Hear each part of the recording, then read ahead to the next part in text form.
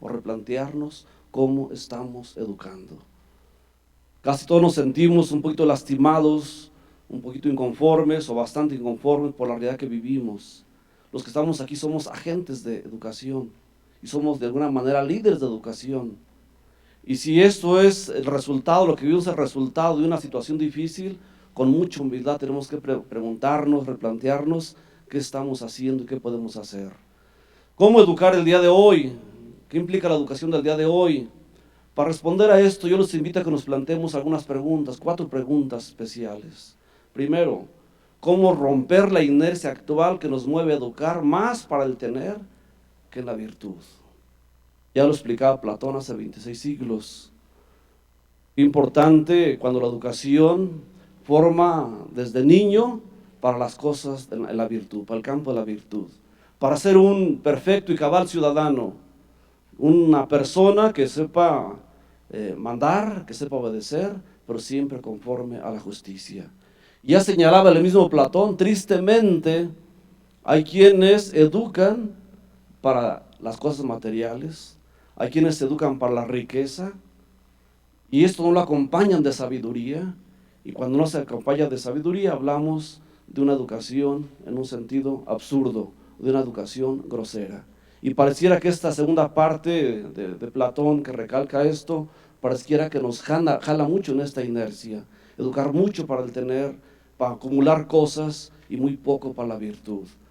Falta educarnos en el arte de vivir, en el arte de saber vivir. Y ya nomás señalo ahí un pensamiento de Aristóteles que decía que para construir la ciudad necesitamos no tanto el buen artesano, sino en primer lugar el buen hombre, y que además del buen hombre sea un buen artesano. Poner un título en una persona no bien formada en un sentido humano siempre será regalar un arma negativa para la humanidad. Regalar un título, escribir un título, firmar un título a una persona humanamente bien formada, una persona con una formación integral, significa una bendición para la humanidad. Y qué triste cuando de repente, por darle chance, como le llamamos, usar una frase muy típica, darle chance a un alumno de que pase pobrecito, no tener su título, estamos poniendo también en riesgo un ejercicio inadecuado de una profesión, le estamos dando, diciendo que es una persona capacitada. Otra pregunta importante que se me hace clave para entender los retos hoy de la educación: ¿cómo educar a los anónimos en un pueblo sin fronteras? Ya el Papa nos hablaba hace rato de la aldea, la educación como formar una aldea, pero una aldea personalizada, una aldea en la que me identifico, pero no una aldea sin fronteras, es la diferencia. Con el sistema de educación obligatoria, que tiene algunos años en México, la familia fue delegando cada vez más su tarea a la escuela. Pero los agentes educativos del sistema, yo creo que no hemos estado a la altura de esa educación, y por eso gran parte del reflejo de lo que hoy vivimos. Antiguamente llegaba la mamá cuando se hizo la educación obligatoria, llegaba la mamá y le decía a la maestra: maestra, aquí le entrego a mi niño con todo y nalgas para que le dé duro si no se porta bien. Y creíamos como que ya se corría la responsabilidad de aquel lado, ¿no? Y se olvidaba que el primer ámbito educativo siempre va a ser la familia. Creo que nos ha hecho mucho daño de muchas veces comprar esto, y más que hay cada día más tendencias por comprar esta idea de que la escuela es la encargada de la educación y un poquito quitar la responsabilidad de la familia. Crecieron mucho los recursos didácticos, pero no hemos crecido en la sustancia, y por eso hoy tenemos resultados a veces no del todo favorables. Quiero contar algunas cosas que ustedes ya saben o recordar. Antes los papás contaban a los hijos las historias de vida. Hace poquito celebré el aniversario del abuelo, de una abuela, una familia, cumplía 90 años. Pasé a los nietos al altar a que me platicaran de su abuelo, dónde nació, cuál era el segundo apellido del abuelo. Que me platicaran cómo conoció a su abuela y no sabían. Les platiqué un examen sobre cuestiones cibernéticas, sabían todo, todos lo sabían todo, ¿no? Se nos pasan las historias sagradas de los papás. Los maestros se enamoraban de los alumnos en las historias, en las leyendas de los pueblos. El alumno joven crecía empapado de la tradición de su pueblo, de su patria. En el pueblo vivía el sabio, que siempre era una referencia para todos, y los papás le decían: mira hijo, don Juanito es muy educado, Don Juanito le gusta rezar. Don Juanito es un hombre trabajador. Había referencia importante. Esa referencia las hemos perdido. Y esto es educar, la dificultad de educar a un pueblo, a una aldea sin fronteras. La informática no solo transformó la tecnología, la hemos escuchado hoy durante la mañana, sino modificó sustancialmente la comunicación humana, el modo de comunicarnos. La convivencia y los paradigmas mentales y muchas cosas nos han cambiado a partir de las nuevas tecnologías de la comunicación. No solo se alteró la velocidad del procesamiento y almacenamiento de la información, sino que se alteró el modo de pensar. Hoy un niño puede estar con los audífonos, escuchando música, chateando con un amigo y con la televisión encendida. Decimos, ¿de qué manera? Cuando antes los papás nos decían, si vas a estudiar, hacer la tarea, apaga la televisión, apaga el radio, ponte en el rincón, ahí en la mesita, y hasta que acabe la tarea, podrás hacer algo de ruido. Aquí es silencio. Y yo me quedo impresionado ver un niño con los audífonos, chateando, y todavía con la televisión encendida. Todo esto es la parte que nos ha alterado bastante, y eso implica de verdad cómo educar esta aldea sin fronteras. ¿Qué es otra pregunta a resolver? Otro gran cuestionamiento a resolver en este educar el día de hoy. ¿Por qué educar en clave de globalización? Un fenómeno que nos mueve a todos, que llega a todos los rincones y que es bienvenido y que es importante, pero ¿por qué tomarlo como clave educativa cuando era una herramienta solamente? Si la globalización es esa versatilidad, esa mundialización de la información, de las economías, ¿por qué ha absorbido esto en nuestra vida? Si era una herramienta, ¿por qué lo convertimos en un fin importante? En muchos casos ha dejado de ser una herramienta y se asumió como una clave de vida. Y por eso hay quienes viven para pagar el crédito del carro, de la casa, del celular y de todo. Y se convierte en el motivo de vida, para igualar los estereotipos, para cumplir metas materiales, y que muchas veces nos está desarraigando también de nuestras culturas. Hemos hablado también hoy, o se ha escuchado hoy mucho, ese desarraigo de una identidad de mi pueblo, de mi cultura, de mis principios, y parece que esta globalización, cuando no la hemos sabido usar, nos genera siempre una cultura híbrida. No es noticia, y esto lo señala el Papa Francisco, no es noticia si muere un anciano de frío en la calle, pero sí lo es que la bolsa de valores bajó 2 puntos. Ese es parte de este problema grave que tenemos.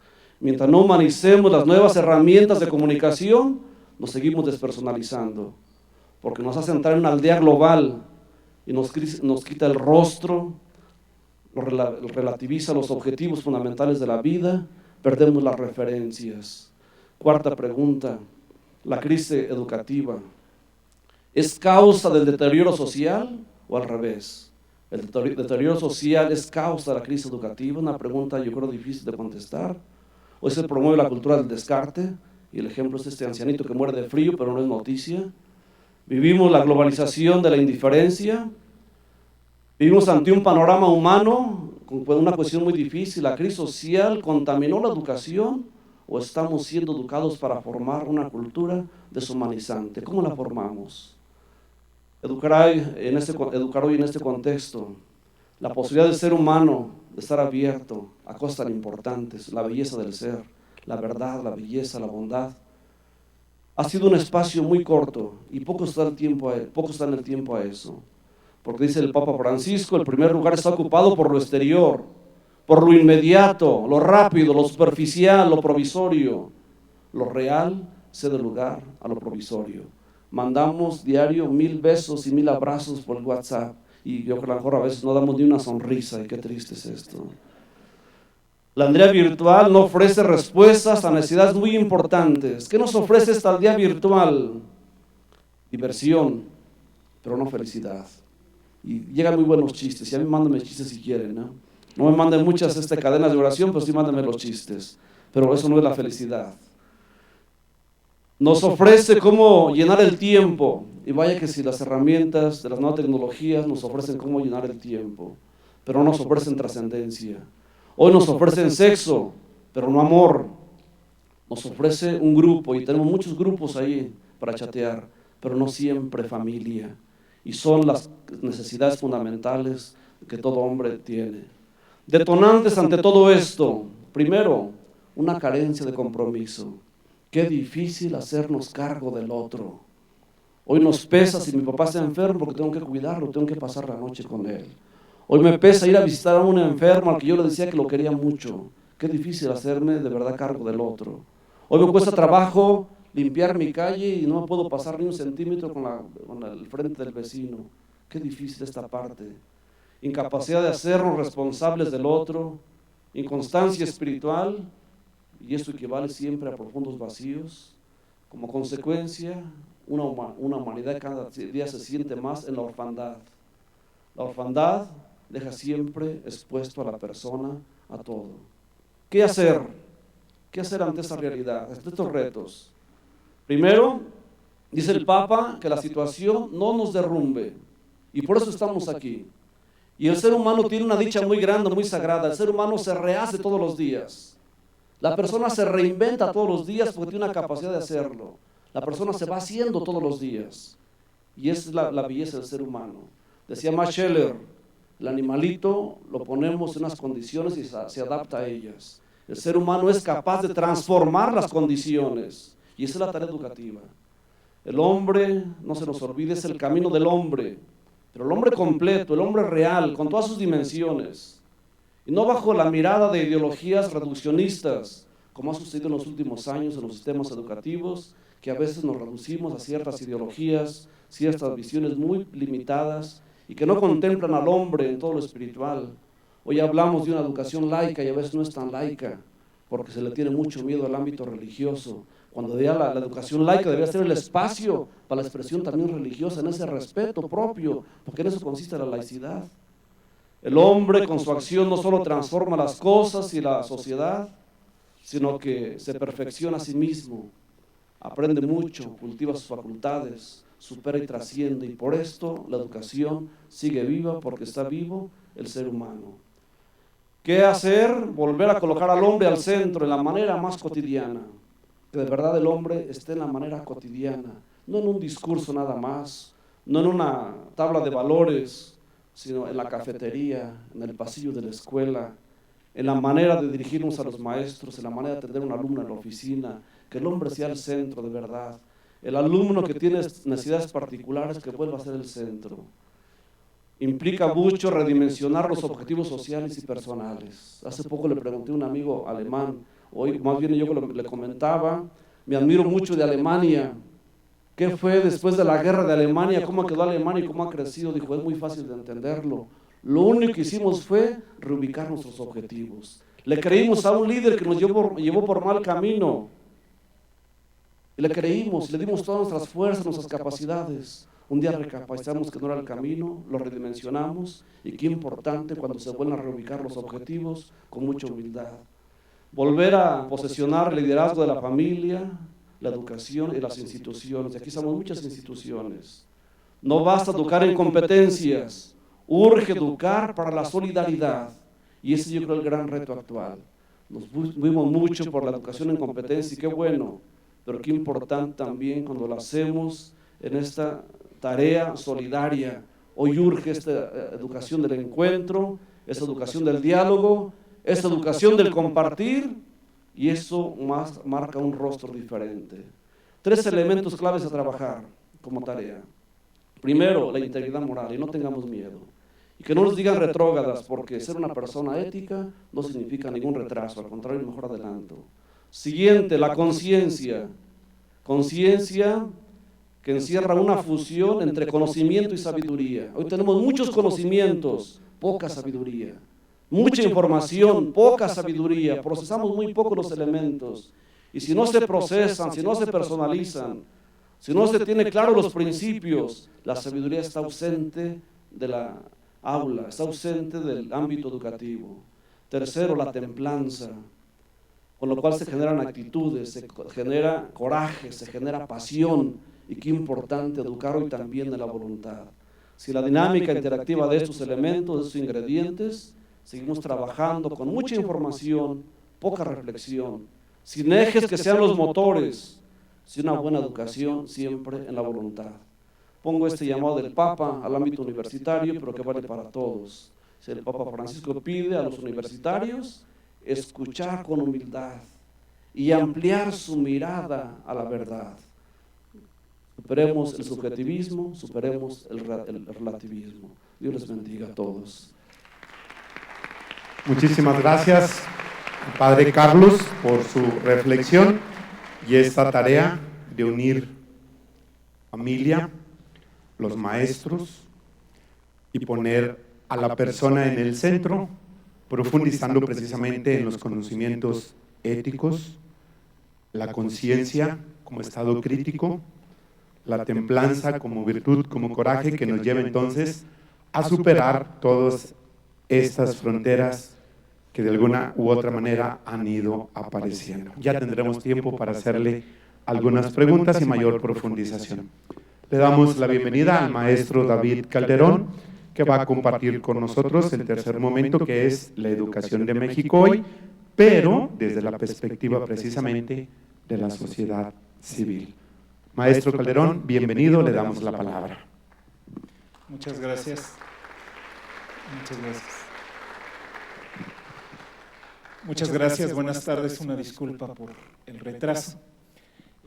Atravesó una ciudad, entonces no es sencillo llegar, pero muy contento de estar con ustedes. Sobre todo quisiera compartir una perspectiva primero de distancia. Todavía no estamos ni cerca de donde deberíamos estar. Desde la perspectiva de sociedad civil, la educación en México está muy, muy lejos de lo que podría ser. Le llega a muy pocos, les llega muy tarde, les llega muy mal. En general, encuentra la desigualdad y la acelera, no la cierra, no crea puentes, sino cristaliza las diferencias entre las personas. La pobreza entonces se convierte en un círculo de transmisión intergeneracional, ¿no? Se asegura la pobreza de la siguiente generación a través del mecanismo de la educación formal. La educación informal, la educación de las comunidades, la educación de las familias, la mayor parte de las veces mitiga esa situación, pero no la cambia. Entonces, todavía no. ¿Por qué digo que todavía no? En México podemos considerar que las personas que están en la edad en la que hay una responsabilidad explícita del Estado mexicano para ofrecerles educación son 33 millones. De esas, solo 23 están auténticamente en la escuela. ¿Dónde están los demás? Están en las calles, están en los campos, están en los caminos, están en general, y en esto también, echando la confianza de la casa, si quiero ser muy tajante, es muy, muy grave y es muy triste y es muy enfermo que de parte de los voceros del Estado mexicano se diga que los jóvenes y en general niñas y niños que no entran en contacto con la escuela, entonces tienen como atractivo la violencia, el crimen, el narco. No, sobre todo son víctimas.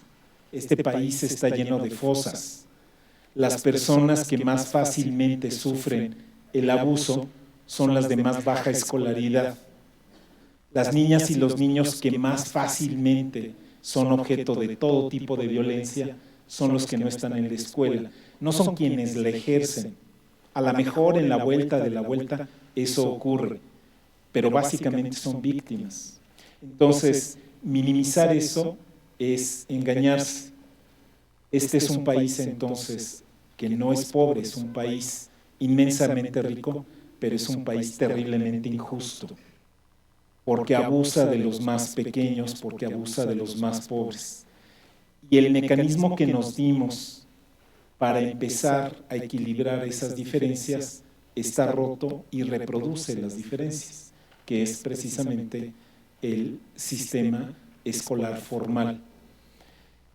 En general, esta tragedia ocurre delante de nuestros ojos, pero ya no reaccionamos a ella. No reaccionamos porque estamos, por un lado, acostumbrados a considerar que la educación pública es la educación de gobierno. Así lo consideran los funcionarios, que están muy, muy equivocados, pero lo más grave es que eso piensan también en general los ciudadanos. Yo trabajo en una organización que lleva 12 años diciendo que la educación es un derecho, y no somos unos genios en descubrir eso, eso está en el texto de la Constitución. Pero cuando quisimos ver por qué esta visión que sosteníamos no tenía como gran eco con la población en general, recurrimos pues a un conocimiento más fino, más antropológico. Entonces literalmente contratamos a antropólogos, se fueron a 27 ciudades de México y vivieron 10 semanas con familias que tenían niñas y niños en edad escolar. Y ahí nos dimos cuenta por qué cuando nosotros decimos que la educación es un derecho, esa afirmación rebota. Porque para empezar, los mexicanos tienen una visión muy limitada de lo que es un derecho. Lo voy a sintetizar al final de la investigación. Recogieron los antropólogos y nosotros lo hemos usado, una expresión muy dura. Un padre de familia decía, es que la educación es como el alumbrado público. Esperas que haya algo cerca de tu casa. Esperas que funcione. Unas colonias tienen, otras no. Incluso, pues habiendo luz en tu colonia, a lo mejor a ti no te toca. Como no la pagas, es gratis, no tienes derecho a ella. Está y ojalá que la aproveches. Y sobre todo, si está rota, no sabes a quién recurrir. Eso es lo que los mexicanos piensan de la escuela pública. Esperan que esté cerca, esperan que les beneficie a ellos y a sus familias, pero al final no es un derecho porque no pago por ello, solo por lo que pago tengo derecho. Hay esta idea de que el derecho está ligado al poder de compra. Entonces, pensamos que la educación es de gobierno, no es pública, y entonces no es asunto de todos nosotros. Constantemente nos tenemos que pelear con los funcionarios porque nos dicen, bueno, pero ¿ustedes qué? Ustedes quédense con sus escuelas. O sea, seguramente tus hijos van a una escuela privada, seguramente tus hijos van a una escuela católica, ¿no? ¿Por qué te metes con esto? Los líderes sindicales nos dicen lo mismo. Precisamente no es pública porque no es de todos. La escuela pública es la responsabilidad de todos nosotros. Es el derecho de los niños, pero es responsabilidad de todos nosotros. En un momentito más me voy a regresar a la educación privada y a la educación católica. Pero, estando todavía con el tema de la educación pública, siempre pensamos que es la educación de los niños de los otros. A nosotros no nos pasa, les pasa a alguien más. La escuela pública es malísima en México, sí, y quien diga lo contrario es un mentiroso. Claro que es malísima, es malicisísima. Hay afortunadamente islas de solidaridad, hay afortunadamente momentos de oro, hay momentos luminosos de los niños entre sí, de los maestros con los niños, de las familias con los maestros. Y esa dinámica es lo único que nos sostiene. Los maestros mexicanos, las familias mexicanas, con todo lo violentas y distorsionadas que están en general todavía, quieren mucho a los niños. Somos malísimos para el aprendizaje sistemático, somos malísimos para la disciplina. No somos una cultura que aprecie la disciplina, se burla de la disciplina, conspira contra la disciplina. La lectura en silencio, no. La posibilidad de que alguien explique algo, no. Si alguien se expresa bien, ¿es motivo de admiración? No, básicamente es motivo de burla, ¿no? Se burlan de los niños pequeños que se expresan bien, ¿no? El licenciado, sí, es que tú vas a ser argüendera, vas a ser diputada, ¿no? Entonces, sistemáticamente limitamos las posibilidades de crecimiento. Cuando alguien tiene grandes aspiraciones, ¿qué le dicen? No sueñes, ¿no? Cuando alguien dice quiero estudiar, bueno, vamos a ver, ¿no? Sin embargo, hay algo que sí llama muchísimo la atención. Vean ustedes cuál es la escuela privada más extendida en México. No es de una cadena, ni siquiera es de una congregación. La escuela privada más extendida en México es el kinder en las zonas suburbanas. La gran mayoría de las escuelas privadas en México registradas son pequeños jardines de niños que tienen entre 50 y 100 niños y están en las zonas suburbanas. ¿Qué significa? Significa que los papás aspiran a algo y por eso hacen ese esfuerzo de llevar a sus niños a esas escuelas. A veces uno no distinguiría entre la paletería y la escuela. Están pintadas igual, tienen, ¿no?, los muñequitos de Walt Disney afuera, etc. Pero es una aspiración, ¿no? En ese kinder hay un maestro en cada salón y hay papel en cada baño. Y eso no se puede decir o no se puede asegurar de la escuela pública que está a 2 cuadras. Y entonces, por eso nos confiamos que, como la escuela es de religiosas, está claramente mucho mejor, que como la universidad es de jesuitas o lasallistas, bueno, olvídense, ¿no? Debe ser un portento. La verdad es que hay que ser muy honestos y decir no basta. No estamos todavía donde deberíamos estar. Participan muy poco los ciudadanos en la vida pública que define la educación. Lo que pasa en los pasillos de la Secretaría, lo que pasa en el Congreso, lo que pasa en los gobiernos estatales, no tiene participación de los padres de familia, no. No tiene participación de los maestros, no. Tiene a veces participación de organizaciones como en la que yo trabajo. La organización en la que yo trabajo produce 4 piezas de opinión al día que aparecen en los medios de comunicación, y con eso no alcanza. La gran mayoría de la gente en México no sabe de mi organización, ni siquiera es importante el nombre, es nada más para decir la presencia pública de los ciudadanos, déjense de los creyentes, en la escuela pública es nimia, es mínima, en un país que tiene millones y millones de personas que aspiran al bien de la siguiente generación. Entonces, ¿qué vamos a hacer?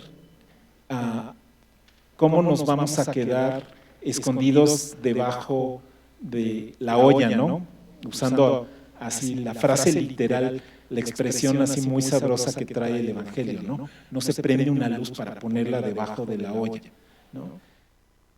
¿Le tememos al conflicto? Sí. ¿No hay que buscarlo de una forma irresponsable? No. Lo que tiene el conflicto es que es inevitable. Estoy hablando del conflicto, no estoy hablando ni del mal ni de la violencia. El conflicto es inevitable. Este es un país de personas calladas, este es un país de personas dejadas, este es un país en donde a los niños les dicen, no le digas, no le digas a la maestra que te molestó, que no sabe, que no te gustaría que los traten así, que les grita mucho. ¿Cómo te fue en la escuela? Bien. La conversación sobre educación toma 63 segundos cada noche en las casas, mientras que los que viven de la educación, diputados y senadores, los que viven de la educación, que producen libros de texto y programas, los que viven de la educación y son secretarios y funcionarios, los que viven de la educación y están en una organización de sociedad civil están pensando 10 horas al día en eso. Las familias están pensando 1 minuto en eso. Entonces, ¿cómo vamos a cambiar eso? ¿Cómo vamos a hacer que no sea suficiente? Aprovechando estos espacios.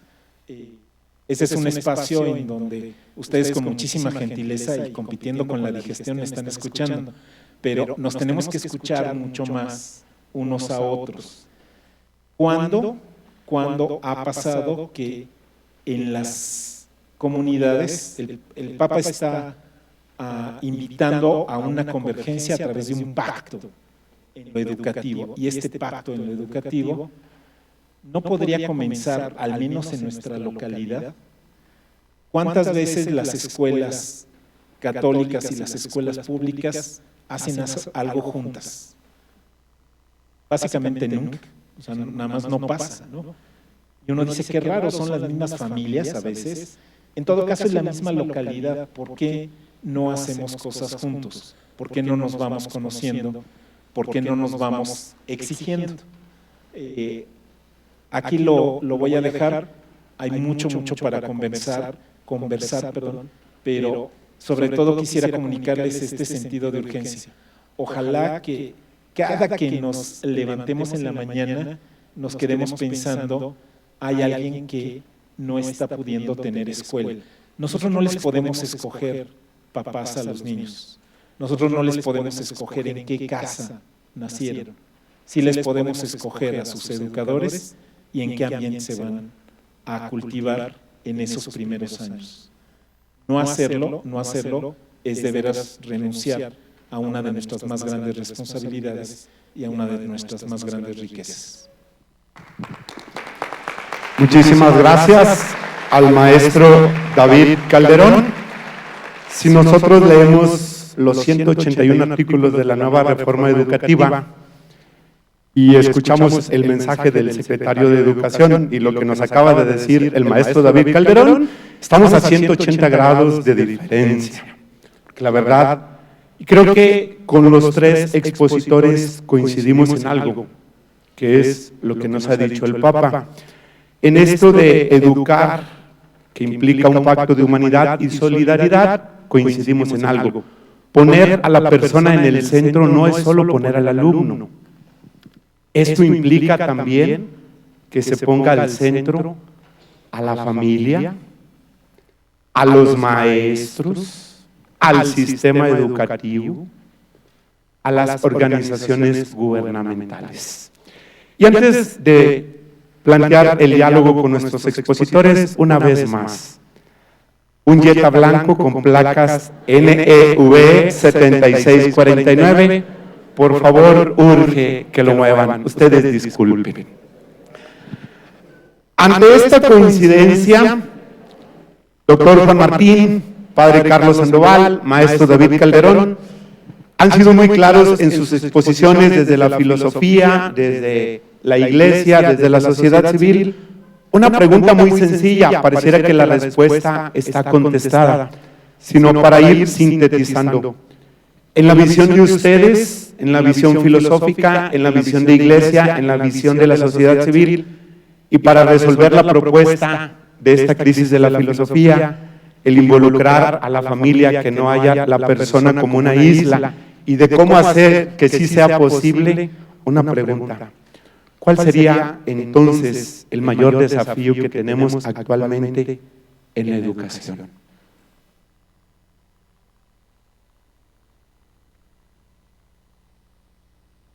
Bueno, alguien decía, ¿por qué a mí, verdad? Pero bueno, bueno, yo, digamos, siendo consistente con lo que expuse, diría que un gran desafío es que no solamente cambiemos, que veamos las soluciones a nivel práctico, sino que tratemos de reflexionar a profundidad qué es educar hoy, a quién estamos educando hoy, para qué mundo estamos educando y cómo podemos ir transformando el mundo a partir de la educación y que hagamos una apuesta seria por esto, ¿no? O sea, yo creo que el desafío es pensar el sentido y a partir del sentido entonces sí poner las condiciones de los cómo y las estructuras. Ahora, ya viendo en los cómo, los grandes retos sociales concretos, pues yo creo que el desafío sigue siendo calidad con equidad. Porque, como decía el maestro David, ahí tenemos un sistema educativo, primero, que no tiene la calidad necesaria para realmente formar a los ciudadanos que necesita el país, y segundo, un sistema educativo que está reproduciendo y ampliando las desigualdades y no contribuyendo a reducirlas. Yo quiero contestar con la insistencia del Papa, no a la cultura del descarte. ¿Cómo sería un gran beneficio este encuentro que nos lleváramos todos esa tarea? No a la cultura del descarte. Y lo voy a poner en cuestiones prácticas, directas. Me dice una catequista de mi parroquia, corrimos a este niño. ¿Por qué lo corriste? es insoportable en el grupo. No lo corras. Va a contaminar el grupo, no importa. Le vas a dar catecismo tú a él solito, pues no lo corras. Si lo corres, lo haces un niño de calle. Y un niño que perdió una oportunidad bellísima que es conocer a Dios, enamorarse de Dios. Colegios, no corran nunca a un niño. No corran a un niño. Y si tienen que invertirle un maestro especial para que lo formen, fórmenlo, no lo corran. No le podemos dar un título, pero la educación básica, primaria, secundaria, no los podemos correr. Y si dan un paso invirtiéndole a un niño para que sea diferente, ya están unidos al Papa a lo que dice no a la cultura del descarte. Si lo corremos, sabemos lo que eso implica. Si un general, un diálogo sobre seguridad, si un general al narcotraficante le pregunto su historia, no sabe quién son sus hermanos.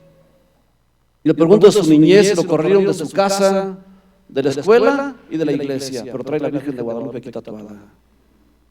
Pero no hizo la primera comunión porque lo corrieron del catecismo. Lo corrieron en todas partes. Todo lo que genera la cultura del descarte es una cosa muy seria. No es el simple así discriminar, no, es de verdad generar problemas sociales. Esto que nos pesan a todos. Cómodamente yo quiero puros alumnos virtuosos. Cómodamente yo quiero puras personas virtuosas. Dice el Papa, esta es la mundanidad espiritual y no podemos ir en este juego. Gracias.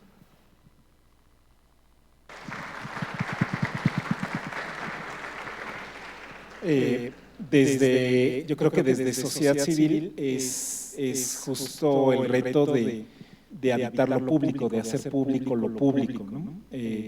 La escuela pública en México cierra con candado a las puertas, ¿no? Y es una gran señal. Cuando me tocó viajar en distintos países y darme cuenta que la gente entra a las escuelas, no entra al salón a estorbar, pero entra a las escuelas. Yo decía, ¿por qué no hay un vigilante en la puerta? ¿Por qué no está cerrado? Y decían, pues es que es una instalación pública, es de todos nosotros. El no sentir que la escuela es nuestra, el sentir que nos la dieron, nos la regalaron, que nos la dosifican y que no podemos opinar por cómo es o cómo debiera ser, es tal vez el principal desafío, ¿no? Romper ese cancel y decir, hay que habitar la escuela como, ¿no?, parte de la comunidad. Definitivamente está claro la respuesta con diferentes palabras. El desafío es nuestro. Reducir las desigualdades es un desafío nuestro. No descartar a nadie es un reto nuestro. Y hacer que la educación llegue a todos es un reto nuestro. Creo que nos quedan todavía algunos minutos, Padre Lalo. En este aspecto y en el reto de poner a la persona en el centro, a los tres expositores, desde la filosofía, desde la visión de la Iglesia y desde la sociedad civil, ¿cómo hacer un equipo? Doctor Juan Martín, usted hablaba de una filosofía de la educación, pero que todos teníamos que tenerla clara. ¿Cómo hacer un trabajo en equipo entre maestros, alumnos, padres de familia, instituciones gubernamentales, para que podamos entonces hacer todos nuestros este reto?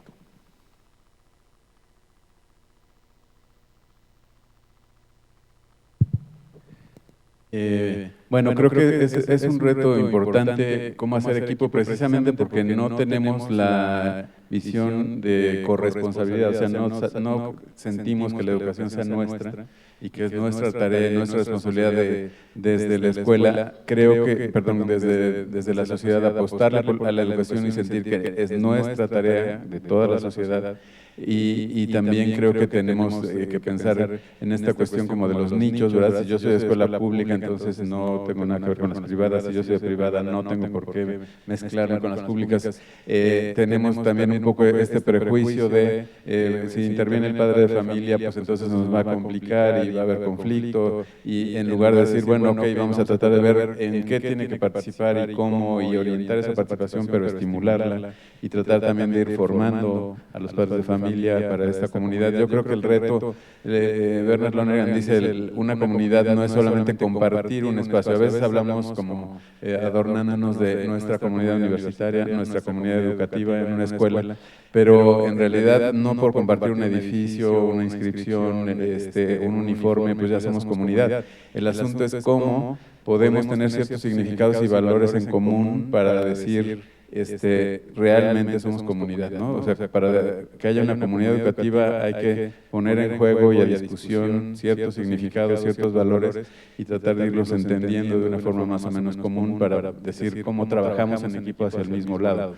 Y me parece que si lo vemos a nivel país, pues ese es el reto también, hoy que estamos tan polarizados, es decir, qué significados y valores podríamos tener en común los chairos y los fifís, para decir cómo construimos una sola patria, ¿no? Y no decir estamos construyendo, jalándonos para un lado, jalándonos para el otro. Es decir, qué necesidades tenemos realmente como país, qué proyecto de país podemos construir juntos en lugar de estarnos descalificando todos.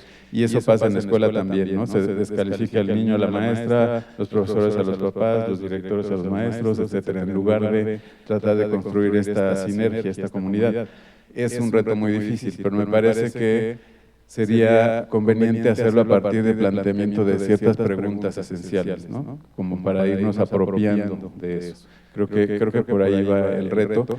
Y pensando también en que, me quedé con ganas de decirlo hace rato, como que las respuestas a los desafíos están en el futuro, no en el pasado, ¿no? Porque a veces también cuando describimos la situación actual, a veces la vemos solo en lo negativo y no vemos como las oportunidades que también nos está dando la tecnología, que nos está dando esta posibilidad de la cuestión del debilitamiento de las identidades y del pensamiento, cómo nos facilita también el diálogo, cómo nos podría acercar, etcétera. Como que la realidad no es, digamos, hoy negra y en el pasado blanca, sino más bien creo que todo el tiempo es en tonalidades grises, y tenemos que descubrir cuáles son las cosas buenas que tiene esta realidad actual para construir a partir de ella hacia el futuro, y no pretender como reinstalar el pasado, ¿no? Porque realmente no es la solución. Los retos son definitivamente mayores y cada vez se necesita ese trabajo en equipo.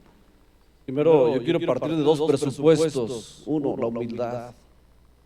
No somos los mejores, no somos los mejores. Y hay que verlo con mucha humildad. Podemos estar trabajando con mucho esfuerzo para dar cosas buenas, hacer las cosas bien, pero que siempre tengamos claro, no somos los mejores. Segundo, tenemos que desinstalarnos un poquito, romper el estado de confort en que a veces vivimos. Ponte ya las matemáticas bien hechas, cuánta matrícula necesito, cuánto puedo aumentar los maestros, qué puedo hacer de mejoras al colegio, qué bueno esa parte. Ojalá que la tengamos resuelta, pues la tenemos resuelta que nos dé pie para dar pasos más allá. Y pasos más allá significa esa iglesia en salida que el Papa ha insistido tanto. Y la iglesia en salida no son despensas, ni es misiones, ni es tampoco cena de Navidad, porque a veces pensamos que es la iglesia en salida. Muchos representamos alguna institución seria con todo un equipo de trabajo, y si apadrináramos una colonia de las más marginadas de nuestra ciudad, con un proyecto integral entre todos, todo lo que le sumaríamos de visión, no solamente a aquellas familias, sino visión de lo que significa la institución educativa, que no tiene una tarea nada más frente a los alumnos que tiene ahí, tiene una tarea frente a su comunidad, frente a la sociedad. No es responderle a las 300 matrículas que tengo ahí, es responderle a un pueblo al que le quiero sumar. Y si empezamos de verdad a padrinar, pero proyectos integrales a las partes más marginadas, ¿cuánto bien le haríamos? La pobreza tiene muchos rostros, no es una cuestión nada más material, tiene muchos rostros. Rostro de una visión de vida que a veces hay que ayudar a la gente a que la supere tantito. El rostro también a veces de hacerles ver que hay oportunidades al alcance de ellos también. El rostro de entender lo que significa una familia. El rostro lo que significa a veces también ayudarles a que es importante la fe en nuestra vida y una fe bien hecha. Son muchos elementos. Y si hiciéramos de verdad más que campañitas de despensas, cenas de Navidad y misiones de Semana Santa, y quisiéramos compromisos permanentes, constantes, la universidad sería de verdad ese baluarte importante, sería un oasis dentro de una comunidad. Pero repito, mucha humildad y salir del confort. Agradecemos al doctor Padre Carlos Sandoval por su respuesta. Nos quedan muy pocos minutos, doctor Maestro David Calderón. Quisiera hacerle una pregunta desde la visión suya de la sociedad civil.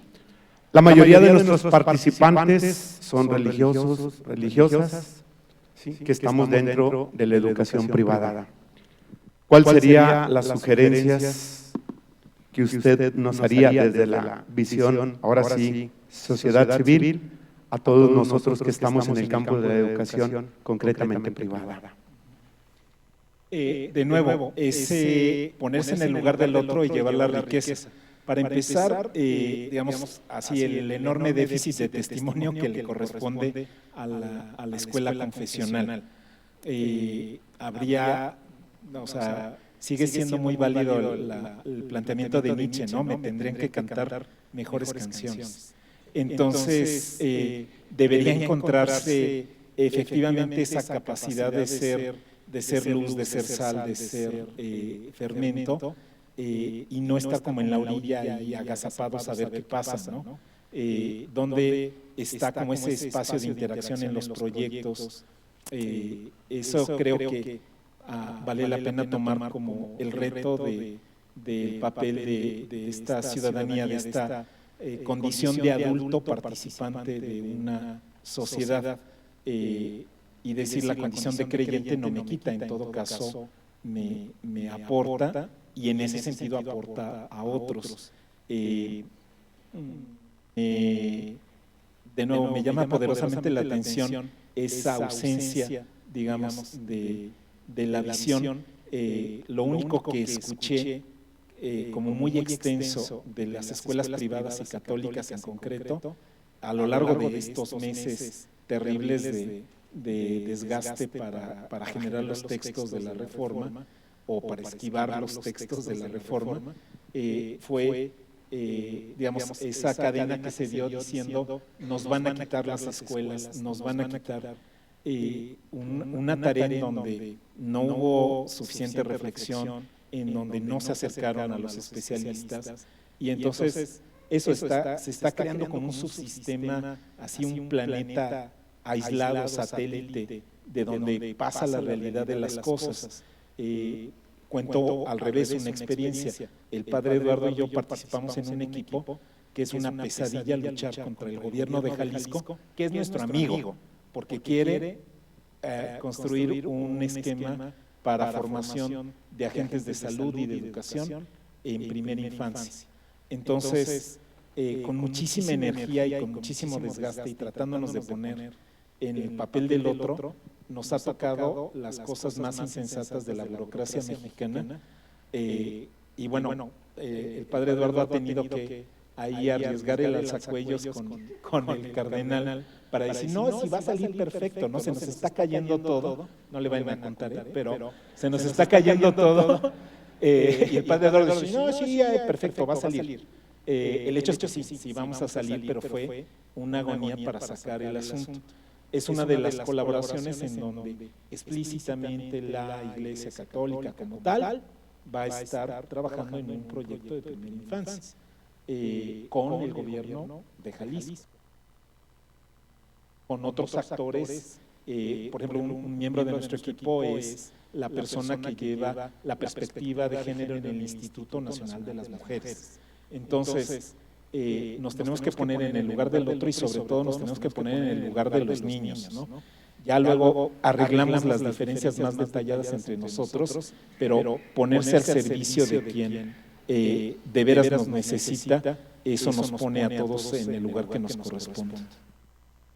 Muchísimas gracias al maestro David Calderón, y pues quienes estuvimos desde el mensaje de bienvenida del señor cardenal don Carlos Ollar, creo que hemos visto, y lo digo a manera de conclusión, que el gran desafío y la urgencia que tenemos en nuestro México lindo y querido, pues es precisamente la emergencia educativa, aunque el Papa Benedicto XVI lo haya dicho hace 7 años. Esta emergencia educativa, que requiere un México más humano y más solidario, nos implica a todos. Necesitamos trabajo en equipo. Familias, maestros, organizaciones. Y si queremos realmente hacer un mundo más humano y más solidario, pues creo que necesitamos hacer acciones diferentes para poder obtener resultados diferentes. Si seguimos haciendo lo mismo, seguiremos viviendo justamente lo que estos 3 grandes catedráticos y expertos en educación nos han compartido en esta tarde. Muchísimas gracias.